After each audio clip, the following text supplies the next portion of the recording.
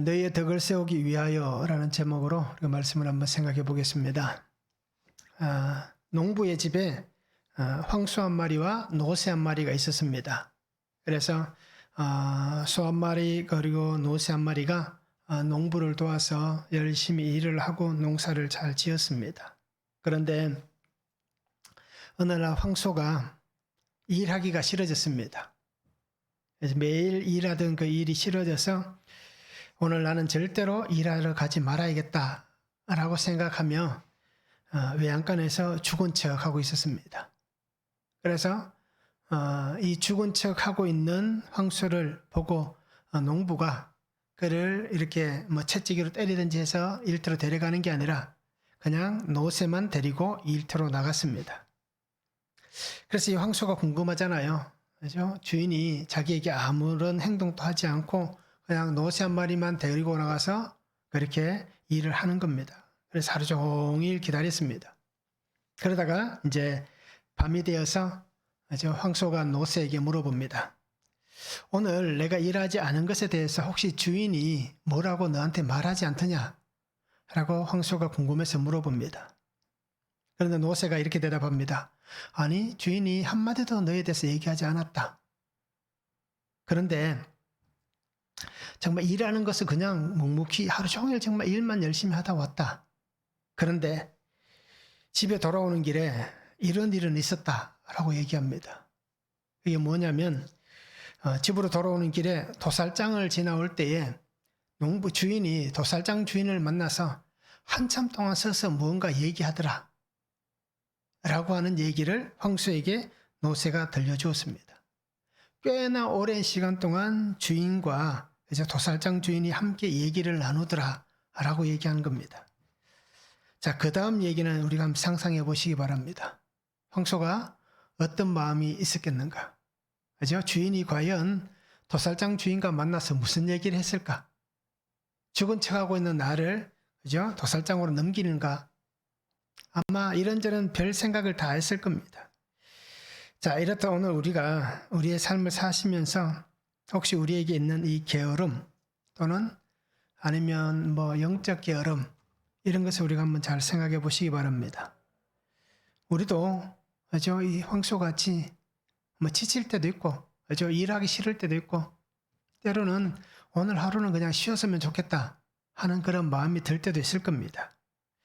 자, 그런데 우리가 혹시라도 그런 마음을 넘어서서 영적 게으름에 혹시 내가 빠져 있지는 않는지 우리가 깊이 있게 한번 생각해 볼 수 있으면 참 좋겠습니다.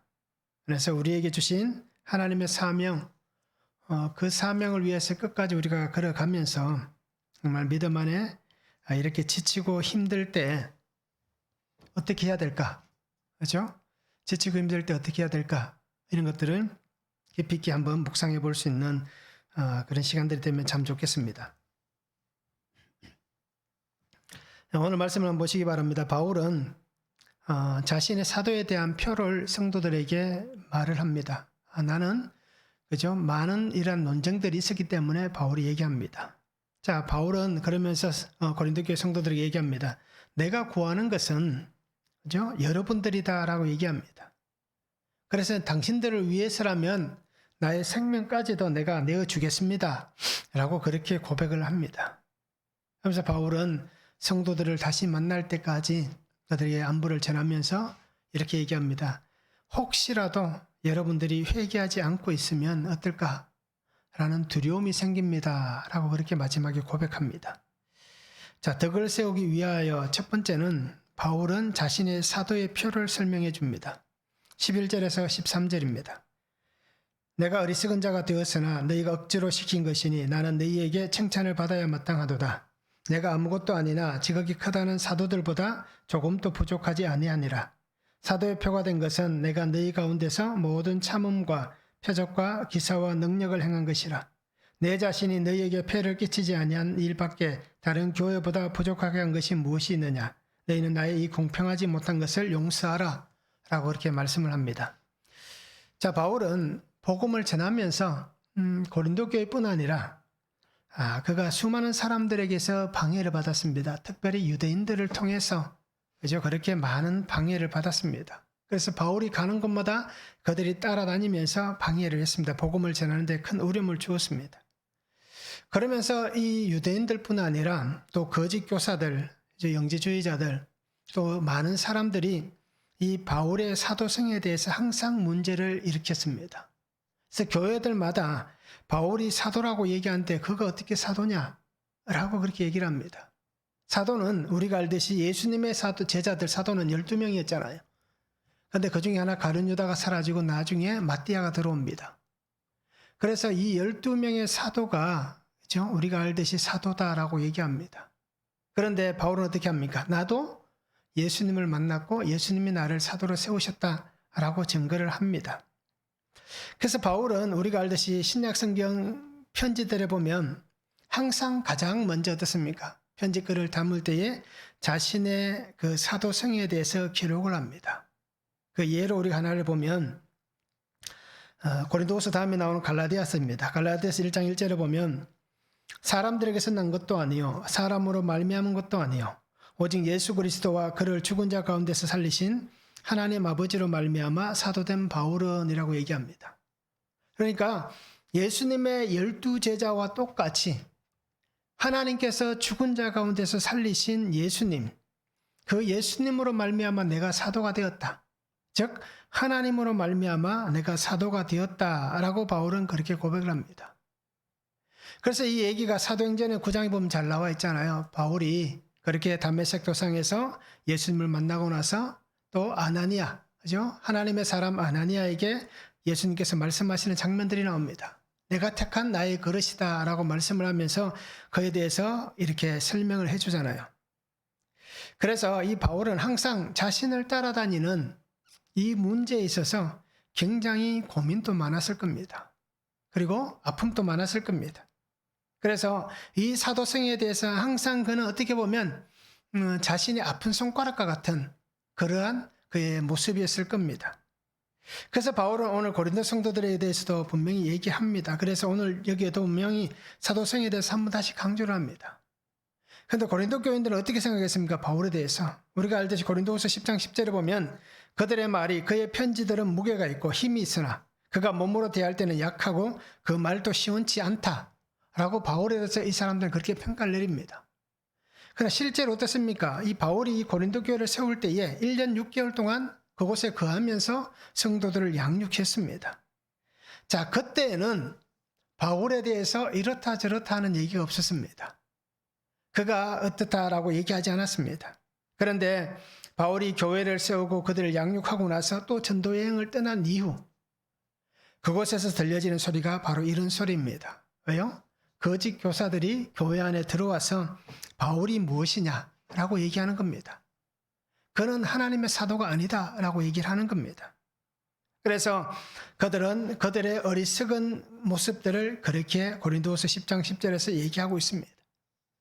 거짓에 미혹되어진 사람들이었기 때문에 자신들을 위해서 모든 것을 희생하고 봉사하며 섬겼던 바울을 그들은 어떻습니까? 폄하를 하고 있는 겁니다.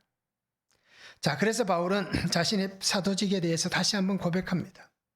오늘 성경에도 나오고 있습니다. 내가 아무것도 아니나 지극히 크다는 사도들보다 조금도 부족하지 아니하니라.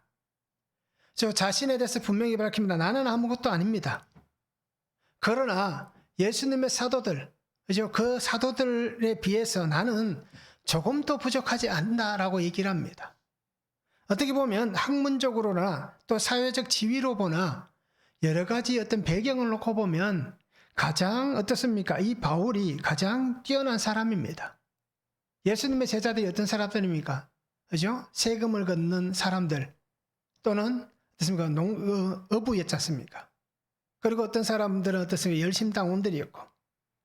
그러니까 어떻게 보면 참 예수님의 제자들 중에서 바울만큼 학식을 가진 사람이 없습니다.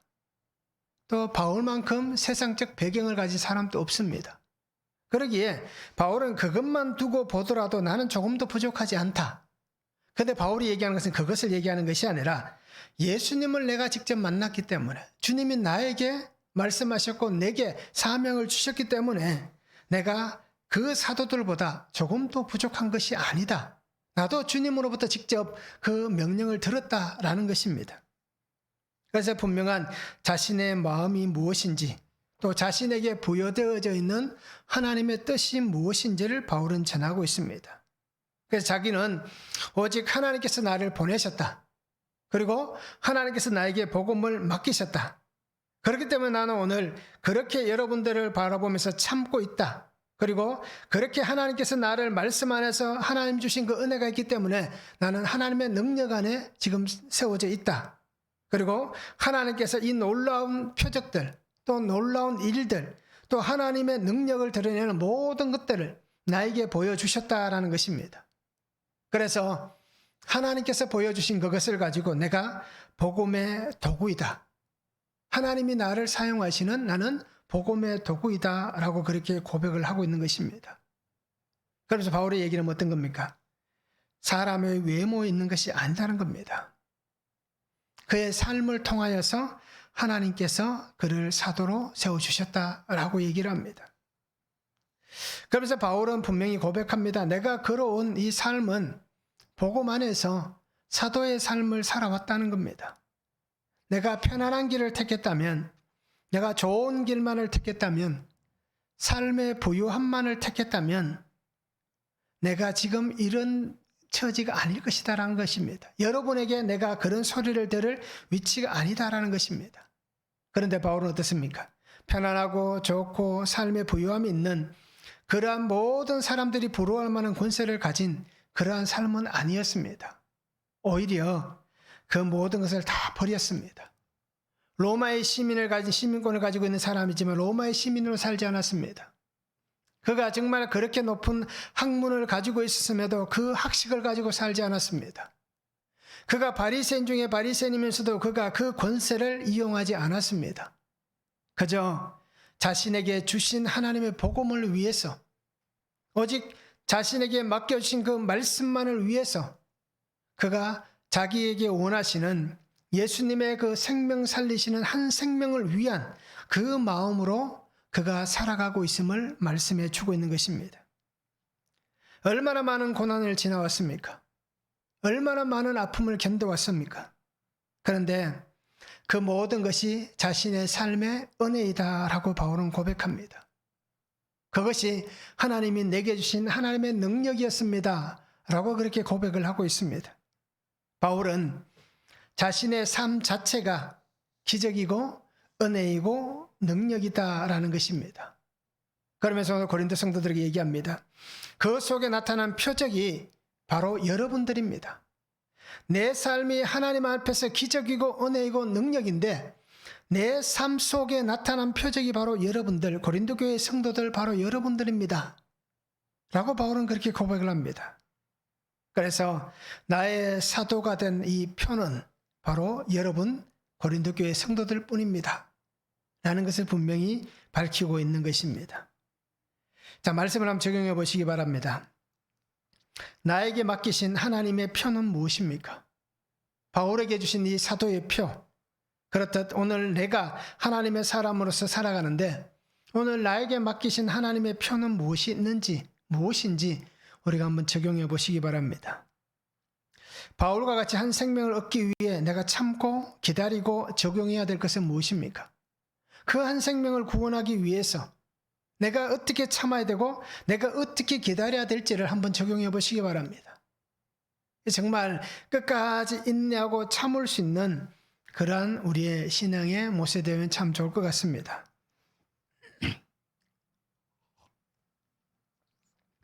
두 번째는 부모의 마음으로 섬겨야 합니다.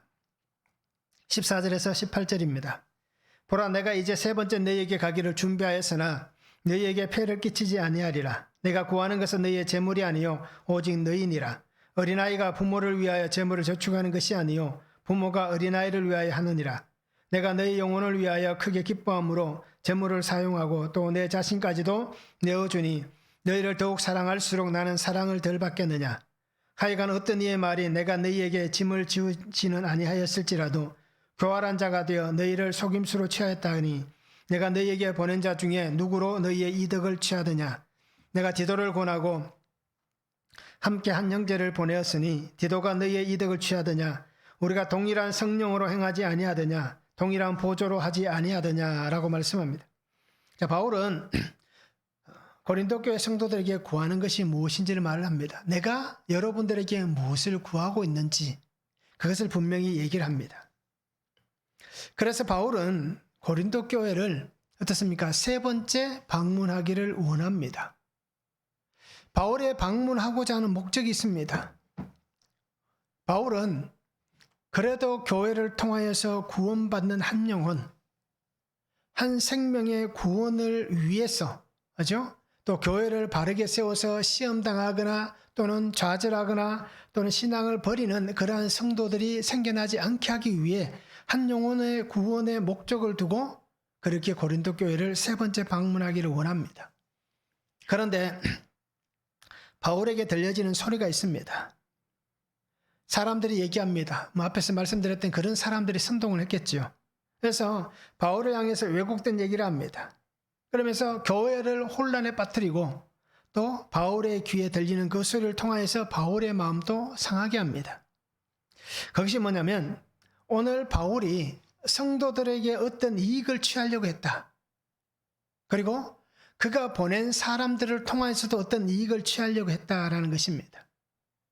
거기에 더 나아가서 성도들이 보내는 이 헌금에 대해서도 바울이 어떻게 보면 그것을 자기가 사사로이 사용하는 그러한 일을 했다라고 하는 어떻게 보면 근거가 없는 밝혀지지 않는 일들을 사실인 것 같이 그렇게 악한 말을 만들어 내었던 것입니다. 그래서 바울은 오늘 편지를 통해서 얘기합니다. 내가 얼마나 여러분들에게 투명하였는지를 말하는 겁니다. 실제로 바울은 어떤 일을 했습니까? 천막을 깁는 일을 했잖아요. 그래서 천막을 만들면서 자기가 필요한 모든 그런 물질의 부분들을 충족시켰습니다. 그 성도들의 어떤 자진해서 그를 돕는 헌금을 그가 또 받았지만 그러나 자기 스스로가 일을 하며 자비량으로 선교를 많이 했습니다. 그리고 자기가 임의대로 어떤 자기가 원하는 대로 그렇게 요구한 적이 없었습니다. 그럼에도 어떻습니까? 물질에 대해서 또 여러 가지에 대해서 그렇게 악한 말들이 나오고 있는 것입니다. 그래서 바울은 분명하게 얘기합니다. 나는 재물을 얻기 위해서 여러분들에게 가고자 하는 것이 아닙니다. 내가 여러분들의 가기를 원하는 것은 오직 여러분들의 영혼 구원을 위하여서 갈 뿐입니다. 라고 얘기합니다. 그러면서 분명히 다시 한번 얘기를 합니다. 자식이 부모를 위해서 재산을 준비하는 것이 아니다라는 겁니다. 부모가 자녀를 위해서 재산을 준비한다라고 그렇게 얘기를 하고 있는 것입니다. 그래서 바울은 분명히 밝힙니다. 여러분들은 이렇게 부모 자녀와의 관계를 얘기하면서 여러분들은 나의 자녀들입니다. 여러분들은 나의 영적 자녀입니다. 라고 그렇게 고백을 하는 것입니다. 내가 여러분들을 그곳에서 1년 6개월 동안 양육하며 보고만 해서 여러분들을 낳았습니다. 내가 여러분들을 사랑하듯이 내가 이렇게 예수 그리스도 안에서 그 생명으로 여러분들을 사랑하듯이 여러분들도 나를 사랑하지 않습니까? 나를 사랑하는 여러분들이 어떻게 내게 그렇게 얘기를 할 수 있는가라는 것입니다. 그러기에 바울은 분명히 얘기합니다. 나뿐 아니라 내가 보낸 사역자들도 마찬가지였고 지금 여러분들에게 가 있는 디도도 마찬가지고 또 다른 한 형제도 마찬가지입니다. 모든 사역자들이 여러분에게 무엇인가를 요구한 적은 없습니다. 여러분에게 무엇을 요구합니까? 라고 그렇게 얘기합니다. 여러분이 그것을 가져갔느냐라고 얘기를 하고 있습니다. 분명히 그렇지 않다는 겁니다. 그래서 바울은 이렇게 표현하잖아요. 동일한 성령 안에서라고 얘기를 합니다. 동일한 성령으로 행하지 아니하더냐 라고 그렇게 얘기를 하고 있습니다. 우리는 동일하신 하나님 안에서 똑같은 마음으로 복음을 위하여서 우리가 그렇게 섬기는 삶을 사는 것뿐이다. 우리가 여러분들을 위해서 복음을 전하고 여러분을 위해서 희생하고 섬기는 모든 부분들의 어떤 대가를 바라는 어떤 무언가를 요구하는 그러한 삶은 아니다라는 것입니다. 그냥 우리는 주님께서 우리를 위하여 그렇게 섬겨주셨듯이 우리도 그냥 섬길 뿐입니다. 라고 얘기를 하는 것입니다. 그래서 바울은 자신에게 들려진 소리에 민감하게 반응을 합니다. 그런데 그 소리에 민감하게 반응을 하지만 그 소리에 휩쓸려서 똑같은 악을 드러내지는 않습니다. 오히려 성도들에게 바른 것을 가르치고 있습니다. 바르게 하고 있는 것입니다. 그러면서 오히려 우리는 더 낮은 자리에서 더 섬기는 자의 삶으로 여러분에게 가고 싶습니다. 그래서 내가 여러분 세 번째 가기를 원하는 것은 바로 이것입니다. 바로 여러분을 섬기기 위해서, 한 생명을 구원하기 위해서 가고자 하는 것입니다. 그래서 바울은 자신이 전한 이 복음을 통하여서 세워진 이 영적 자녀들이기 때문에 바울은 부모의 심정으로 그들에게 어떻습니까? 그들의 마음을 이해하는 겁니다. 왜 여러분들이 그렇게 말하고 행동하는지 그것을 이해하고 또 그들을 그냥 그대로 인정하고 받아주고 있는 것입니다. 그래서 고린도 교회 성도들이 바울은 자기를 따라서 영적 후사들이 되기를 원합니다. 바울은 예수 그리스도를 따라서 영적 후사가 되었습니다. 그리고 바울은 또 자기의 제자들도 있고 가는 곳마다 교회를 세우면서 성도들을 세우면서 그들이 자기를 따라서 영적 후사들로 세워지기를 원하고 있습니다. 그래서 바울이 한 말 중에 아주 좋은 말이 있잖아요. 내가 예수 그리스도를 본받은 것 같이 여러분들은 나를 본받는 자가 되십시오 라고 바울은 얘기합니다. 즉 이것을 다르게 하면 똑같습니다. 내가 주님의 영적 후사가 된 것 같이 여러분들은 나를 본받아서 주님의 영적 후사가 되었으면 좋겠습니다. 나와 같은 영적 후사가 되었으면 좋겠습니다 라는 얘기입니다. 그래서 바울은 분명히 얘기합니다. 주님이 자신을 위해서 희생하여 주셨듯이, 그리고 주님이 그 희생을 통하여서 자기의 생명을 구원하여 주셨듯이 바울도 이제 내가 여러분들을 위해서 희생하기를 원합니다. 여러분을 위해서 희생하면서 한 생명을 얻고자 하는 것이 내 마음입니다 라는 것을 그렇게 나누고 있습니다. 그래서 부모의 마음으로 그가 섬기기를 원하는 것입니다. 바울은 이렇게 성도들에게 가기를 원합니다. 진실한 마음을 밝힙니다.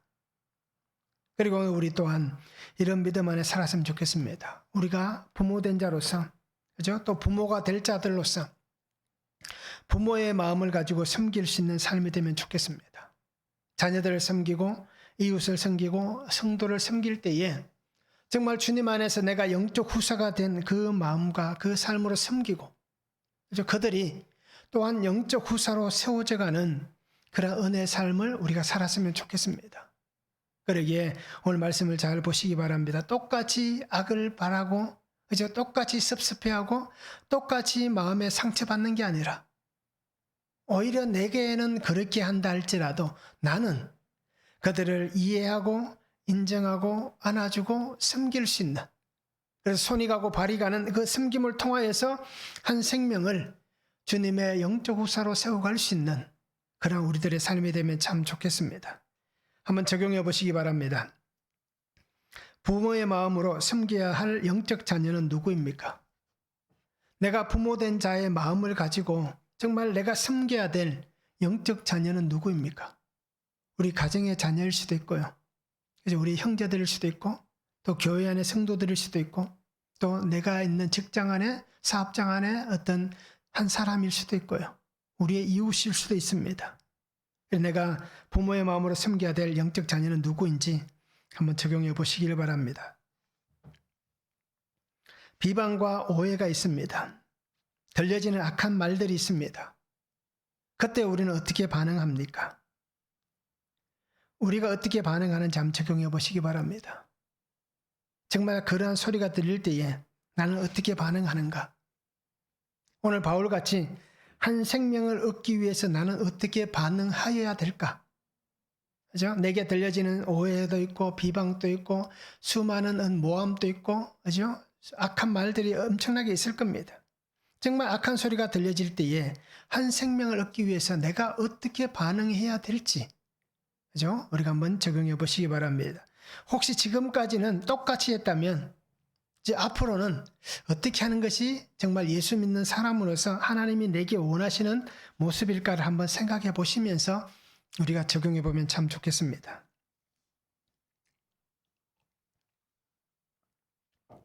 자, 세 번째는 죄를 회개해야 됩니다.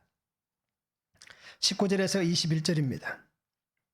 너희는 이때까지 우리가 자기 변명을 하는 줄로 생각하는구나. 우리는 그리스도 안에서 하나님 앞에 말하노라. 사랑하는 자들아, 이 모든 것은 너희의 덕을 세우기 위함이니라. 내가 갈 때에 너희를 내가 원하는 것과 같이 보지 못하고 또 내가 너희에게 너희가 원하지 않는 것과 같이 보일까 두려워하며 또 다툼과 시기와 분냄과 당짓는 것과 비방과 수근거림과 거만함과 혼란이 있을까 두려워하고 또 내가 다시 갈 때에 내 하나님이 나를 너희 앞에서 낮추실까 두려워하고 또 내가 전에 죄를 지은 여러 사람의 그 행한 바 더러움과 음란함과 호색함을 회개하지 아니함 때문에 슬퍼할까 두려워하노라 라고 말씀합니다. 자, 바울은 고린도 성도들에게 어떻습니까? 내가 만날 때에 세 번째 방문에서 여러분을 만날 때에 혹시라도 이런 일 때문에 서로가 그러니까 두려운 일이 생기지 않을까라고 염려합니다. 어떤 두려움이냐면 첫 번째는 서로가 서로에 대한 기대입니다. 바울은 성도들에 대한 기대가 있잖아요. 또 성도들은 바울에 대한 기대가 있습니다. 그러다 보니까 서로가 기대에 대해서 그 기대하고 있는 것에 대해서 못 미칠까 봐 바울은 시간이 이렇게 지났으니까 그래도 교회에 어려움이 있었다 하더라도 어떻습니까? 교회 안에서 성도들이 더 신앙 안에 든든히 세워지고 영적으로 정말 능력이고 큰 권능을 행할 만한 그런 사람들로 세워졌다라고 생각하는데 혹시 그렇지 못할까 봐 또 성도들은 어떻습니까? 바울을 만날 때 앞에서 얘기했던 고린도후서 10장 10절 말씀과 혹시라도 그런 것 때문에 그죠? 또다시 실망할까 봐 어떻습니까? 그런 서로 간의 기대에 대한 그 기대의 마음에 미치지 못할까 봐 두려움이 있다라고 얘기합니다. 그래서 바울은 얘기합니다. 교회 안에 있었던 여러 가지 문제들을 다시 한번 얘기합니다. 다툼, 시기, 분냄, 당짓는 것, 비방, 수근거림, 거만함, 혼란. 이제는 이런 문제들이 사라졌으면 좋겠다라는 겁니다. 그래서 바울의 기대 중에 한 가지가 바로 이겁니다. 그죠? 교회 안에 있는 문제들. 이런 것들도 사라지기를 원하는 겁니다. 그래서 온전히 주의 은혜 안에서 아름다운 신앙의 공동체로 세워져 있기를 원하는 겁니다. 자, 수없이 많은 소리를 들었지만 그래도 이제 만날 때는 좀 더 좋아져 있겠지. 좀 더 달라져 있겠지 하는 겁니다. 그래서 바울이 얘기합니다. 전에 죄를 지었던 사람들이 여전히 죄를 회개하지 않고 죄의 삶을 그대로 살고 있을까 봐 또 두렵다라고 얘기합니다. 죄를 지었으면 분명히 회개하고 하나님의 그 은혜를 받고 사는 삶이 돼야 되는데 시간이 지나감에도 여전히 그 죄 가운데 똑같이 거하고 있는 그러한 삶으로 만날까 봐 바울은 두려워하는 것입니다. 에스겔 18장 30절에 보면 주 여호와의 말씀이니라. 이스라엘 족속아, 내가 너희 각 사람이 행한 대로 심판할지라. 너희는 돌이켜 회개하고 모든 죄에서 떠날지어다. 그리한즉 그것이 너희에게 죄악의 걸림돌이 되지 아니하리라 라고 말씀합니다. 자, 에스겔 시대는 어떤 시대입니까? 예루살렘이 멸망하는 시대입니다. 그러기에 이 에스겔이 분명히 하나님의 환상을 통해서 바라보잖아요. 그래서 오늘 성경이 뭐라고 얘기합니까? 회개하고 모든 죄에서 떠나야 된다라고 얘기합니다. 왜요? 하나님은 각 사람이 행한 대로 심판하시는 분이시기 때문에. 그래서 우리가 우리의 죄를 다 씻어내야 되는 이유가 바로 여기 있습니다. 하나님의 자녀로서 거룩한 자녀가 되어야만 하나님 앞에서 은혜를 경험할 수가 있고 은혜를 받을 수 있습니다. 그래서 에스겔은 뭐라고 얘기합니까? 이것 때문에 너희가 죄악 때문에 이 죄악으로 인해서 너희에게 걸림돌이 되지 않게 하기 위해서다라고 그렇게 얘기를 하는 것입니다. 자, 우리가 오해하는 것 중에 한 가지가 뭐냐면 죄는 시간이 지나면 자연히 소멸된다라고 생각합니다. 옛날에 지은 죄이기 때문에 시간이 이렇게 지났으면 뭐 기억하는 사람도 없는데 옛날 일이니까 그냥 넘어가지 않겠는가라고 말하는 겁니다. 그런데 자연 소멸은 존재하지 않습니다. 10년이 됐든 100년이 되었든 200년이 되었든 그때 그 죄가 오늘 에스겔의 말씀이라든지 성경에 나와 있는 모든 말씀들을 근거로 해서 볼 때에 그 죄를 스스로가 고백하고 그 죄를 드러내서 하나님 앞에 용서를 구하지 않으면 그 죄는 여전히 죄된 그 모습으로 존재를 하는 겁니다. 그렇게 죄는 시간이 지난다고 해서 소멸되는 것이 절대 아닙니다. 그렇기 때문에 우리가 끊임없이 이 죄를 끊어내야 되는 이유가, 끊임없이 우리가 죄를 잘라내야 되는 이유가 바로 여기 있는 겁니다. 그냥 여전히 그대로 존재할 뿐이다라는 것입니다. 그러기에 오늘 우리 성도님들이 죄의 악함을 끊어내야 됩니다. 내가 죽지 않고 살 수 있는 길은 예수 안에밖에 없습니다. 예수님을 만나려면 어떻게 해야 되겠습니까? 우리의 죄로는 주님을 만날 수가 없는 겁니다. 주님이 나를 위해서 이 땅에 오시면서 내 죄를 다 용서해 주신다고 이미 보혈의 은혜를 주셨는데 내가 그 용서받은 죄악 모든 것을 고백하지 않는다면 그 죄는 그냥 그대로 있는 것일 뿐입니다. 그러기에 우리가 죄악함에서 살기를 원하신다면 그죠? 우리의 죄를 다 회개해야 됩니다. 바울이 얘기하는 것도 바로 그겁니다. 여전히 여러분들이 죄를 가지고 있으면 안 됩니다. 내가 여러분들을 만날 때 혹시 두려운 게 그겁니다. 여전히 죄에 빠져서 그 죄를 가지고 있는 회개하지 않는 그 마음으로 여러분들이 있을까 봐 내가 두렵습니다. 라고 바울은 그렇게 고백을 하는 것입니다. 바울은 자신이 그들을 만났을 때에 그들이 정결함으로 택함받은 성도의 삶을 살지 못할까 봐 두려운 겁니다. 그리고 오늘 우리도 깊이 있게 한번 묵상해 보시기 바랍니다. 예수님의 보혈의 은혜 안에서 구속의 은혜를 받았습니다. 그것을 경험하고 있습니다. 그러면서 내가 주님의 자녀로 삶을 살아가고 있습니다. 그러면서도 여전히 죄와 함께 짝하고 있다면 과연 그 삶이 예수님의 구속의 은혜 안에 있는 삶이다 라고 우리가 말을 할 수 있겠는가라는 것입니다. 실수할 수도 있고 죄를 지을 수도 있습니다. 그죠? 저도 죄에 빠지고 실수하고 허물이 있습니다. 늘 반복되어져 가는 그런 삶을 살아갑니다. 그럼에도 이렇게 말씀을 나눌 수 있는 이유가 뭡니까? 죄를 고백하는 겁니다. 잘못했으면 잘못했다라고 인정을 하는 겁니다. 이것이 하나님의 사람된 하나님 우리에게 주신 표적이고 하나님 우리에게 주신 놀라운 일이고 이것이 바로 하나님의 능력입니다. 그러기에 우리 성도님들이 죄가 있으면 고백을 하시기 바랍니다. 묵혀두지 말고 그리고 숨겨두지 말고 부끄러워하지 마시기 바랍니다. 당연히 하나님은 다 아시잖아요.